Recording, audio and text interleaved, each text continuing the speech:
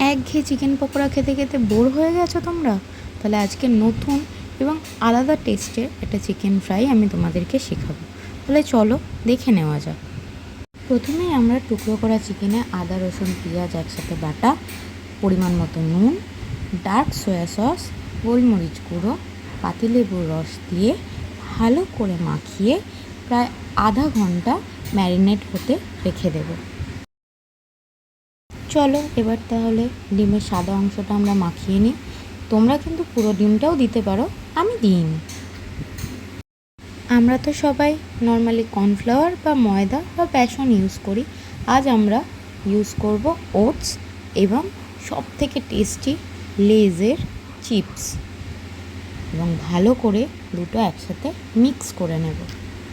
এবার একে একে ম্যারিনেটেড চিকেনের টুকরোগুলো দিয়ে আমরা ওটস এবং লেজের মিক্সটা দিয়ে বাইন্ডিং করে নেব চেপে চেপে। তারপর ফ্রিজে প্রায় 15 থেকে 20 মিনিট রেখে দেব, জাস্ট নর্মালি ফ্রিজ হতে।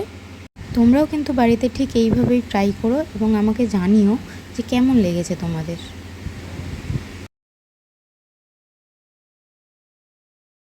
কড়াইতে তেল গরম করতে দিয়ে আমরা ফ্রিজ থেকে চিকেন নাগেটসগুলো বার করে নেব এবং এপিট ওপিট ঘুরিয়ে ঘুরিয়ে ভালো করে ভেজে নেব।